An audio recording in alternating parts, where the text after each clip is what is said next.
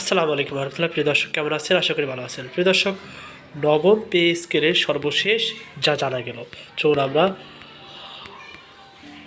দৈনিক জনকণ্ঠর প্রতিবেদনের মাধ্যমে জেনে নিই কী সে আপডেট।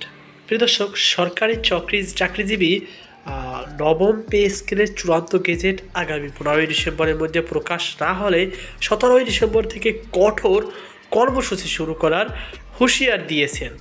তারা দাবি করেন, নতুন বেতন কাঠামো দ্রুত বাস্তবায়ন করা উচিত। অর্থ উপদেষ্টা ডক্টর সালেহ উদ্দিন আহমেদ এই বিষয়ে বলেন, পে স্কেল ঘোষণা করা সহজ কাজ নয়, এতে অনেকগুলো জটিল বিষয় জড়িত। এই কম সময়ে ঘোষণা করা সম্ভব হবে না। আমরা কাজ করছি। তিনি আরও জানান, সরকারের পক্ষ থেকে পে স্কেল প্রণয়নের জন্য যথাযথ সময় নেওয়া হচ্ছে। সম্প্রতি রাজধানীতে সোশ্যাল ডেভেলপমেন্ট ফাউন্ডেশন SDF আয়োজিত এক সেমিনারে দেশের অর্থনৈতিক পরিস্থিতি ও উন্নয়ন সংক্রান্ত বিভিন্ন বিষয়ে ডক্টর সালেহ উদ্দিন আহমেদ আলোচনা করেন। তিনি বলেন, দেশে দরিদ্রতা বৃদ্ধি পাচ্ছে, যার একটা বড় কারণ হলো উন্নয়ন প্রকল্পগুলোর সঠিক বাস্তবায়নের অভাব, আইনের দুর্বলতা ও দুর্নীতি।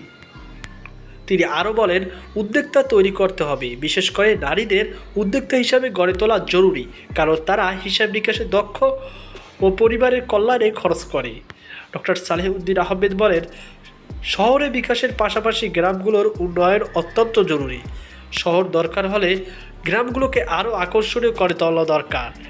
গত জুলাইয়ে সরকারি চাকরিজীবীদের সুযোগ সুবিধা পুনর্বিবেচনার জন্য গঠিত পে কমিশনকে 6 মাসের মধ্যে সুপারিশ জমা দেওয়ার সময়সীমা দেওয়া হয়েছিল, যা আগামী 14 ফেব্রুয়ারি শেষ হবে। সরকারি কর্মচারীরা আশা করছেন, সময়মতো নবম পে স্কেলে বাস্তবায়ন তাদের কর্মজীবনে নতুন প্রেরণা যোগাবে।